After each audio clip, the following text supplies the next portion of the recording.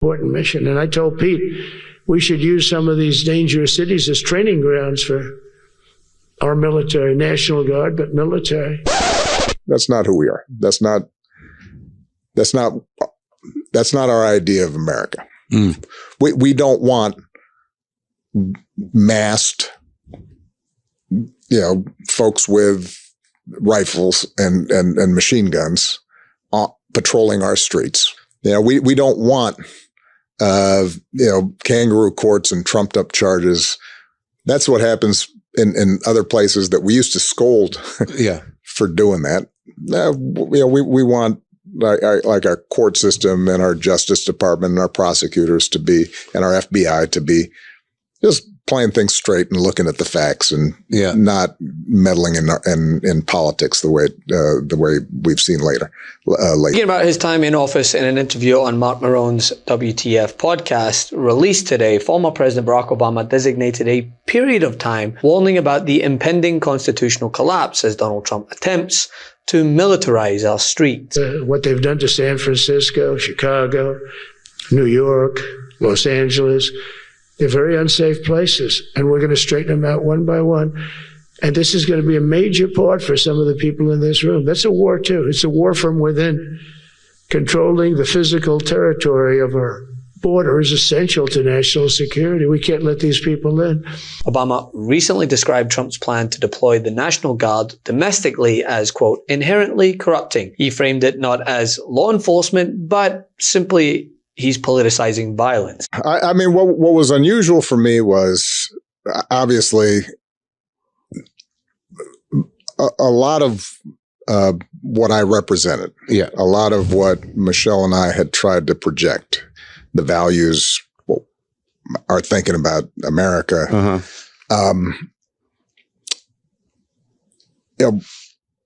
My successor seemed to represent the opposite. Right. Not seemed, did. Yeah.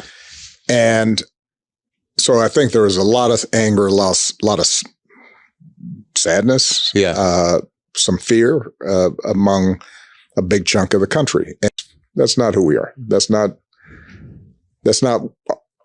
our idea of America. We don't want masked, folks with rifles and machine guns patrolling our streets. We want cops on the beat who know the neighborhood and the kids around, and that's how we keep the peace around here. We don't want kangaroo courts and trumped up charges. That's what happens in other places that we used to scold for doing that. We want like our court system and our Justice Department and our prosecutors to be, and our FBI to be just playing things straight and looking at the facts and not meddling in politics the way we've seen lately. Now, the thing is we've seen in countless polls across the country, this is something that the majority of Americans agree with the former president on. A recent Reuters Ipsos poll found that 58% of Americans believe that the U.S. military should only be used for external threats, not on their own citizens. But we have to take care of this little gnat that's on our shoulder called the Democrats. They want to give all of our money to illegal aliens that pour into the country. And, I have a bigger heart than they do. But the problem is when you do that, they come in by the millions. Everybody wants that, so you can't do it.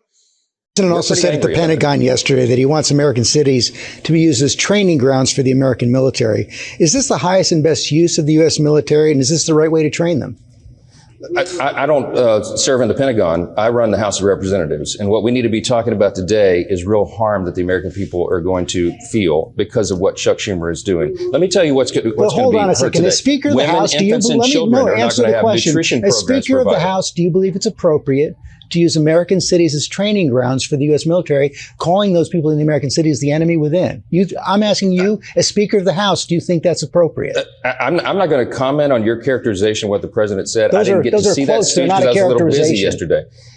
Well, you can take his quotes out of context, which you often do, and I don't think that's fair to the president. I'll tell you what he's done, though. He's put National Guard troops here in D.C. and cleaned up the crime problem. People can walk safely to and from work today because the president takes crime seriously. Some of the big mayors in some of these big blue cities are not, and I think that's probably what he was addressing there. But even among Republicans, barely over half align with that limitation. Only 37% think that a president should override a governor's objections and send troops anyway, something that Trump continues to do. Duty U.S. military, 61%. The National Guard in particular, 58%. When you get 3 in 5 Americans agreeing on anything, you know if that is on the opposition side, it's a political loser. And among independents, who are, of course, that key block in the middle of the United States political electorate, we're talking about 2/3 of independents there and about who oppose the deployment of either active duty U.S. military or National Guard into U.S. cities. What are the questions that people are asking, or what are the issues they see with these deployments? Okay, look, I think it's that they don't buy Donald Trump's case for why these troops must go into the U.S. cities. So the New York Times essentially gave you a two-pronged little answer here, right? Trump may use the National Guard to intimidate rivals, or big city crime will spiral out of control if the troops don't go into cities. What you see here is the majority that takes the case is that Trump may use the National Guard to intimidate political rivals at 51%. Just 42% of Americans agree with the Donald Trump stance that, in fact, big city crime will spiral out of control if the National Guard doesn't go into U.S. cities. So essentially what we're seeing here is Donald Trump's making a case, the Democratic opposition's making another case, and the Democratic opposition's case is winning here. And that is a big reason why what you see is you get about 3 in 5 Americans saying they don't want troops going into U.S. cities. Now, it is worth noting that 3 of the 4 states that Trump has targeted for National Guard deployment are led by Democratic governors who Trump has had open public beefs with. We also got a very special report filed by J.B. Pritsker, the governor of Illinois. This is J.B. Pritsker reporting from war-torn Chicago. As you can see, there's utter mayhem and chaos on the ground. It's quite disturbing. The Milwaukee Brewers have come in to attack our Chicago Cubs. We've seen people being forced to eat hot dogs with ketchup on them. And our deep dish pizza, well, has gone shallow. So it's a challenge to survive here in the city of Chicago, but there's no hellscape that I'd rather be in. Well, thank you, Governor. And please know that you and the Cubs will be in our prayers. You just heard Vice President Vance. He didn't directly answer whether he agreed with President Trump that you've committed a crime, but what he did say was it seems pretty criminal to him, your behavior. What's your response? Well, you just heard a tidal wave of lies from the Vice President of the United States. It's a bit shocking. And you heard over and over again him just making things up on national television with you. You know, there's a reason why the judge here in federal court said that the administration lacks credibility, and why even the Nobel Prize Committee chair said that the administration lacks integrity. This administration, led by a 34-time convicted felon, is threatening to jail people that are their political opponents. They're making things up to go after people. We're seeing it day in and day out. And the fact that he's made a threat against me, I'm not afraid. I'm going to stand up for the people of my state. And we've got to all stand together, because there is truly unconstitutional actions that are coming out of this administration, coming at the states and the people of the United States. And all of us, Democrats and Republicans, need to speak out about it. One thing I'd point out, you mentioned Governor Stitt, who said specifically, like, we shouldn't be federalizing troops in one state and sending them into another, that he would be offended if I had troops going into his state. I am offended that Greg Abbott has troops coming into my state. And even Governor Scott in Vermont has called this unconstitutional. So good news, Republicans are now calling out the Trump administration. More should do so. As you know, President Trump called for the prosecution of James Comey. It happened. He called for the prosecution of Letitia James. And it happened. He said, you committed a crime. Are you worried the Justice Department is going to come after you? It's true that the president says things, and sometimes he follows through on those threats, and he certainly has the power of the presidency. He does not have the power to overcome the Constitution. And so am I afraid? I am not afraid. Do I think that he could do it? He might. But as I've said before, come and get me. Also, officials in Oregon and Illinois have vocally protested Trump's move to deploy the National Guard there, which then poses the question, right? Is this out of retribution or necessity? Especially when spiking crime in red states across the country seems to be a non-issue for the president. But facts are stubborn things. And the fact is, Mississippi. I mentioned Arkansas. How about Tennessee? Alabama. Alabama's top 3 murder states in America. Where's the president of the United States? I thought he cared. These are his states that voted for him. His state of mind doesn't seem to be focused on the issue of crime and violence. It's about an expression of authoritarianism.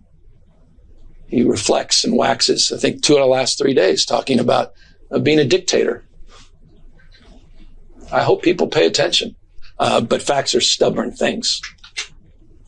And the fact is, Mississippi. I mentioned Arkansas. How about Tennessee? Alabama. Alabama's top 3 murder states in America. Where's the president of the United States? I thought he cared. These are his states that voted for him.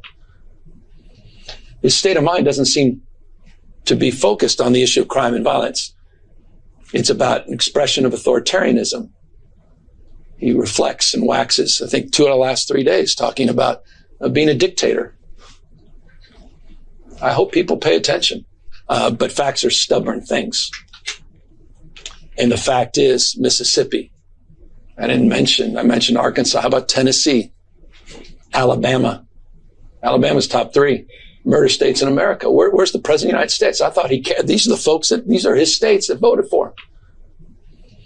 His state of mind doesn't seem to be focused on the issue of crime and violence. It's about an expression of authoritarianism. He reflects and waxes, I think, 2 of the last 3 days talking about being a dictator. I hope people pay attention. But facts are stubborn things. And the fact is, Mississippi. I mentioned Arkansas. How about Tennessee? Alabama. Alabama's top 3. And as Obama pointed out, imagine he did this, right? Creating a hypothetical where he sent troops to Texas. Can you imagine the Fox News response? But the thing is, we aren't dealing in hypotheticals anymore. We're actually witnessing this happening in the US. There's a contest. Can democratic norms survive when arms are summoned against its own people? Because across the board, the pillars of our democracy are being attacked, right? The Constitution, election norms, the rule of law. Those are supposed to be our defenses, but they're being tested now. Not somewhere else, but right in the United States. So we need more of this from Obama and our Democratic leaders, calling to attention just how dangerous and far from normal all of this really is. Love this video? Support independent media and unlock exclusive content, ad-free videos, and custom emojis by becoming a paid member of our YouTube channel today. You can also gift memberships to others. Let's keep growing together.